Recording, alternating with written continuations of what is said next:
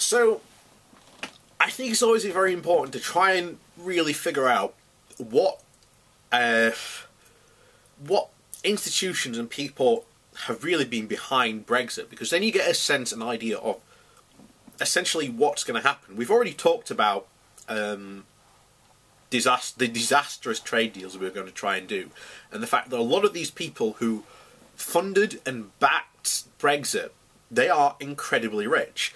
Now, this country will become poorer, and that means that the pie that they had access to will become smaller, but that means they now get a bigger slice of that pie. I've said this before, and if you want a really good example, hang on, where is it? No, there it is. So if you want a really good example of this, then I highly recommend TJ Cole's The Great Brexit Swindle. We did a quickie review of it, well, it must have been last year, I think, we did it. But yeah, if you really want to know the interests and what they have planned for the UK, then this is generally what you want to read. I also recommend Brexit, What the Hell Happens Now, because there is a 2007 edition. I suspect at the end of this year there may be a 2008 edition as well. But anyway, on today's thing we have for you today. So this is from Progressive Pulse, and this is Public and Power Broker, Brexit Tribes and the Mirror of Erised.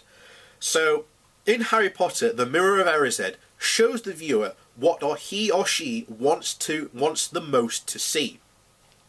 Be it the sui generis Belconic country of long shadows on country grounds, warm beer, invincible green suburbs, dog lovers and pool villas. John Major would see old maids bicycling to Holy Communion through the morning mist. George Orwell would probably see a vibrant industrial powerhouse full of shipbuilding, engineering and coal mines. But an anonymous Sunderland Brexiteer would probably see a low tax, free trade, low regulation cross between Singapore and the Bahamas, or eternally 1990, when Britain was at the height of its power and did not have to make messy compromises with foreigners. Flatton O'Toole, in many ways, was the Leave side of the Brexit referendum. This is how they framed their campaign on the Anna Caparian principle. All happy families are alike. Each unhappy family is unhappy until in its own way. So to encompass this broad coalition as possible, the Leave campaign was deliberately vague about the actual Brexit on offer. Professor Simon Warren-Lemis linked this to an abstract painting. Leave voters could imagine the canvas as they pleased. On reflection, if you excuse the pun, it is like the Mirror of Erised in Harry Potter, where you could imagine a utopia of your choice. Those who voted for various Brexit, those who are from various Brexit tribes, they have been dozens of post-Brexit analyses, academic studies, some heavyweight books, for example, The Road to Somewhere by David Goldhart, and The Allure of Greatness by Anthony Barnett, which I already recommended last video. So here we get into what he's talking about, the public tribes, or what the Financial Times described as the 6 tribes of Brexit. So you've got the Little Englanders. So he goes on to say, I have the good fortune to live in the parish of Woolton in Northumberland. The village has a 13th century parish church, a manor house, and a garden described by Grula Jekyll, or should I say, a junior school, which was attended by my son, which has around 30 pupils, and a pub.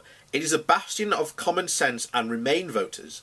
There is no shop for groceries. I have to venture a little further afield to Pont End, and Pont End is one of the most affluent areas in the north of England. A preferred location for Premier League footballers and well-heeled retirees. The Daily Mail is by far the most common bought paper, with the Telegraph also very popular. It also overwhelmingly votes Tory. And fueled by fear of immigration, nostalgia for a past of a suspension and suspicion of foreigners, they have a pathological dislike of the EU, fueled by decades-long relentless diet of fake news stories and vitriol in the right wing press.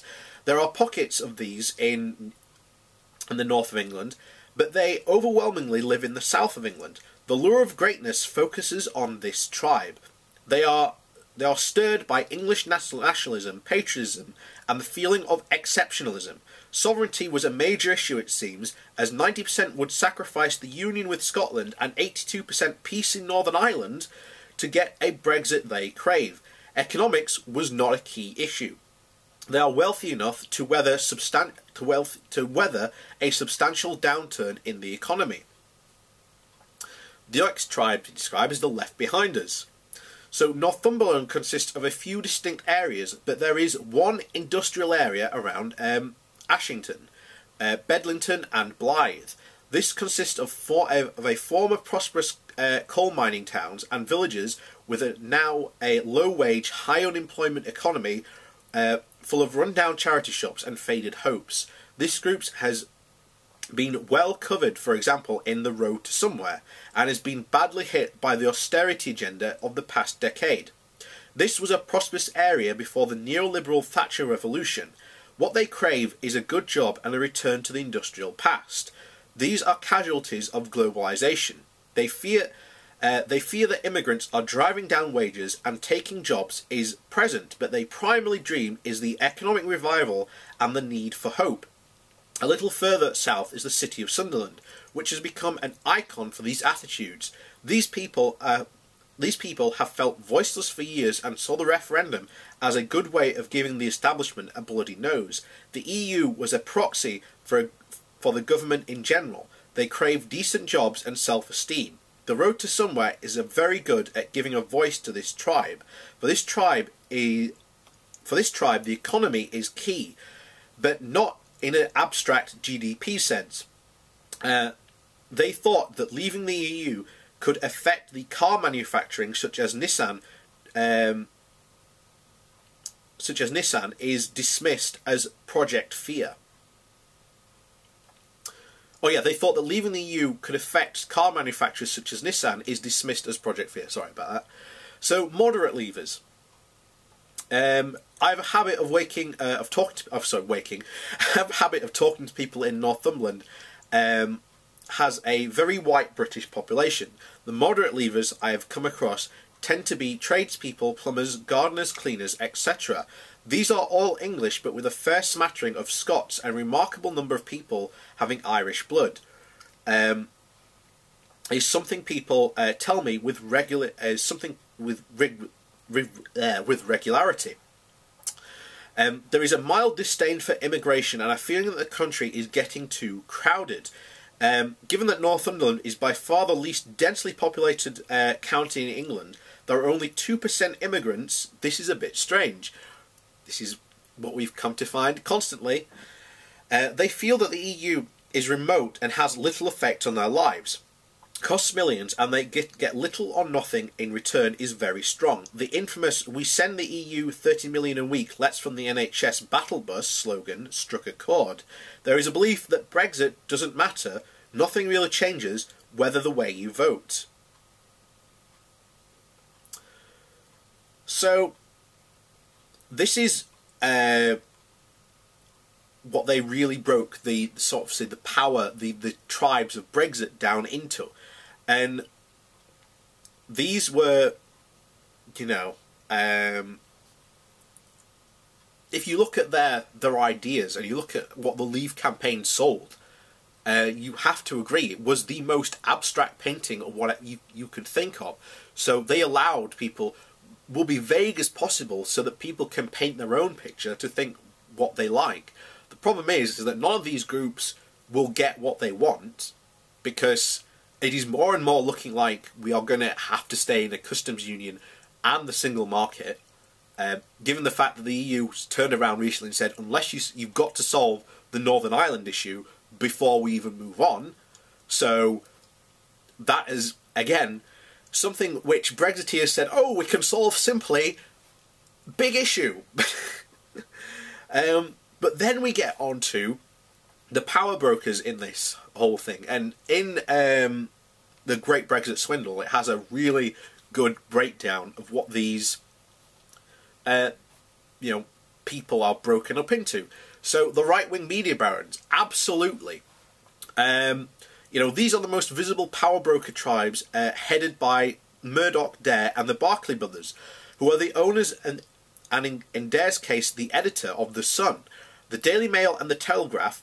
The rot seems to have set in the late 1980s when Boris Johnson became the Brussels correspondent for The Telegraph. The headline, Johnson peddled absurd EU myths and our disgraceful press followed his lead, is a good summary of the course of the right-wing press has a disdain for the EU for years.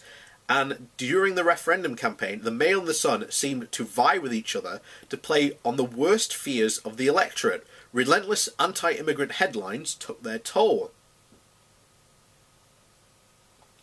But since the referendum, they have been relentless in their pursuit of a hard Brexit. The Mail famously called the entire High Court judges, ruling that Parliament was sovereign, enemies of the people, but more generally, there is a relentless stream of anti-EU propaganda and just general support for a hard Brexit line taken by May. Even the Telegraph, which used to be a decent broadsheet, although it was always right-wing, has become a propaganda rag that attracts headlines like, "Why has the once great Daily Telegraph become Prada for Boris Johnson? There is no attempt whatsoever to keep a balanced view." Dare in particular seems to be a favourite of May, inviting him for a private dinner at number 10 and recently taking time out of a busy schedule to attend his 25th anniversary party. There has been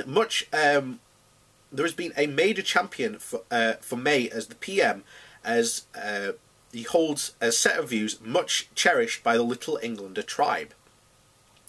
I feel that a breakdown of talks would seem inevitable, that they will go on a full-scale attack mode, blaming the EU and poisoning the relationship for years. This is exactly, I think, what's going to happen.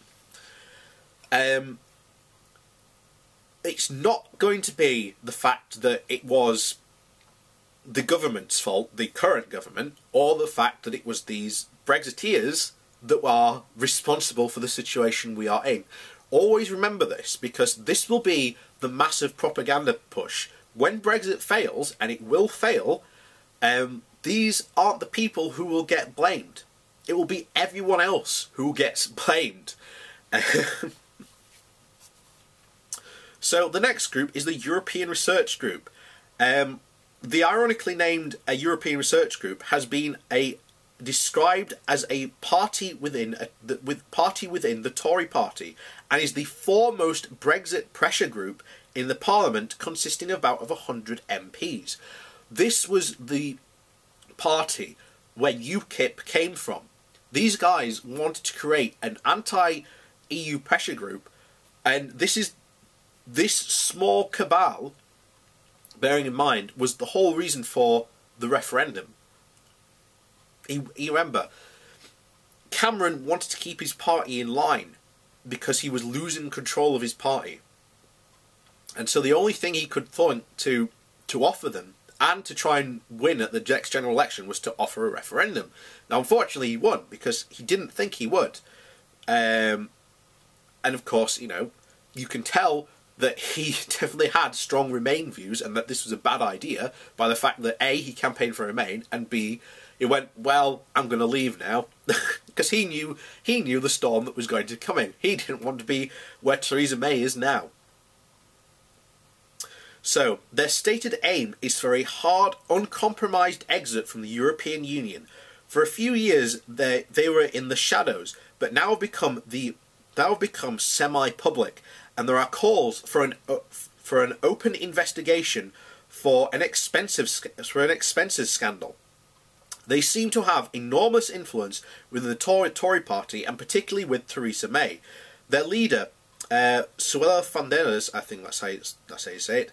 She has also recently been interviewed at at Conservative Home. In Freeney's view, the positive effects of Brexit include cheaper prices for food and clothing and the chance to move to a New Zealand system of agriculture, along with some platitudes on tax evasion which need to be taken with a large pinch of salt. They seem to be heavily influenced and bankrolled by Legtrum.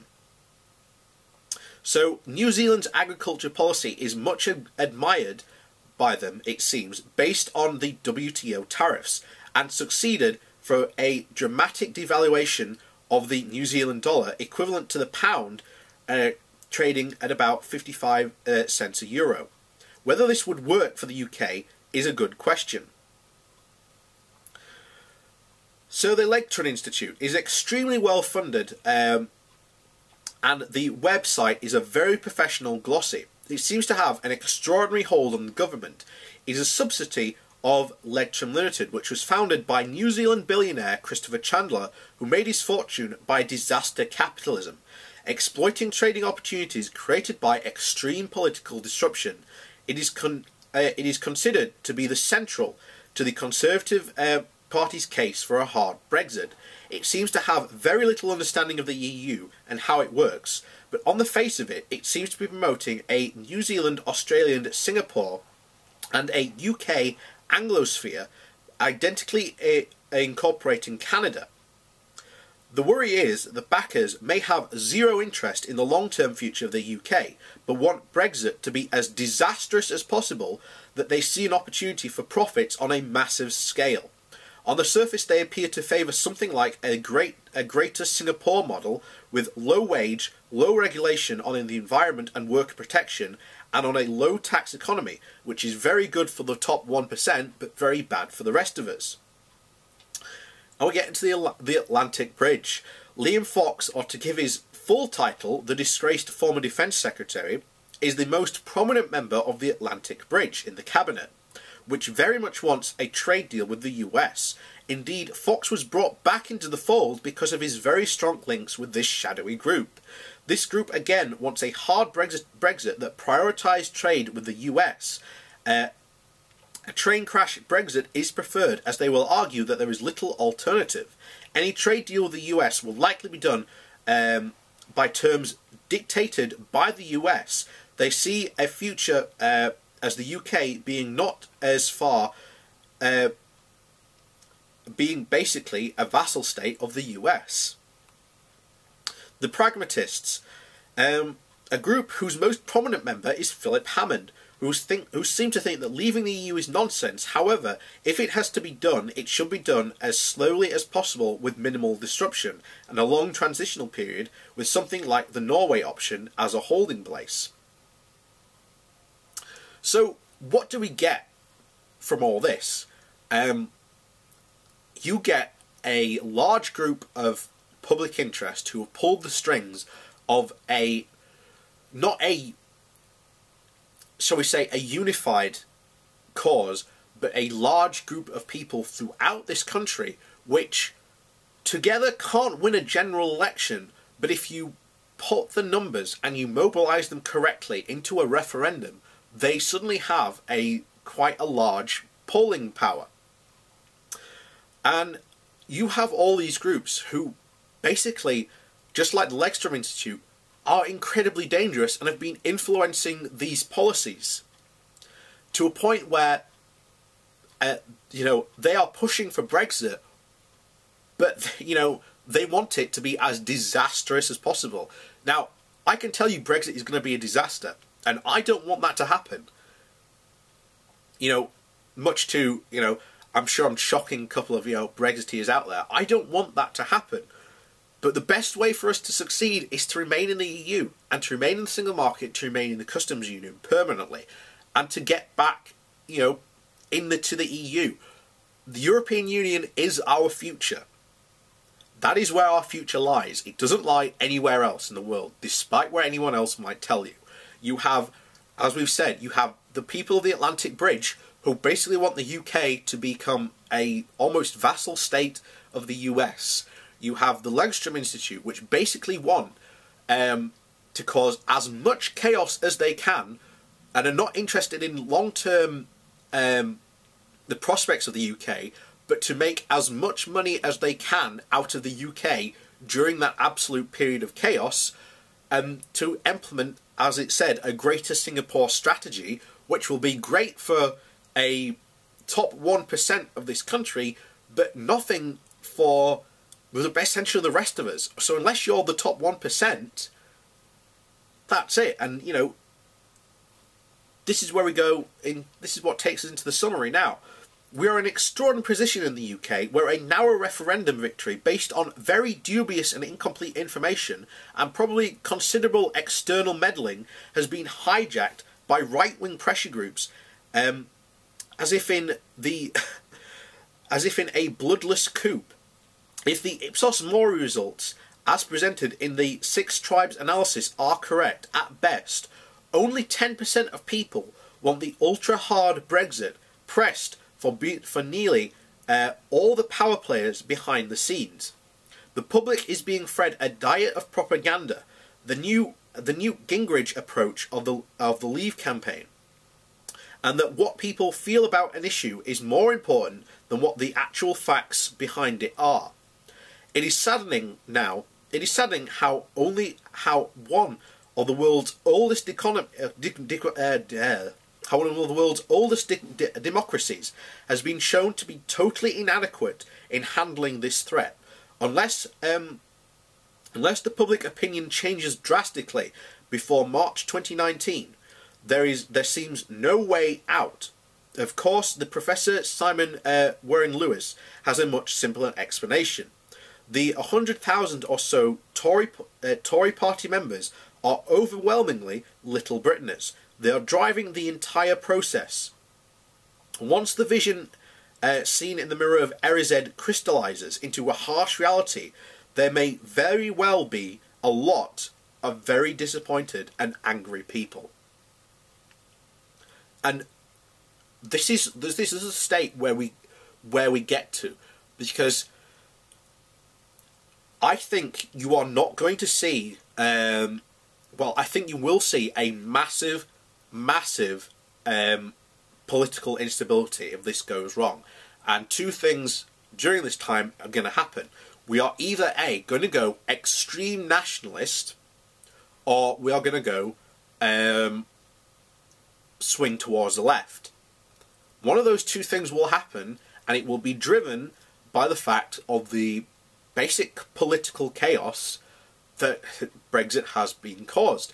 And here's the thing: if we go extreme nationalist, the EU will be seen as the devil. It will be seen as the reason for all our problems. And as I've already talked about before, it is not, the Remainers' fault. We are not to blame for the crisis that will happen. It is the government's fault, and it is the Brexiteers' fault. They are the ones who got us into this mess. So when it comes to pass the blame around, if you are a Brexiteer saying that, oh, it's all going to be fine and well and everything, you have to take responsibility for what happens, or for what is going to happen. Because every single economic expert is saying nothing good will come of this. We will be worse off than we were before. And that is the unfortunate situation. And you're going to have to ask yourself, in a couple of years, was it worth it? And I can already tell you the answer is no, because we've already seen several very good, well-written papers on this that say it's not going to be worth it.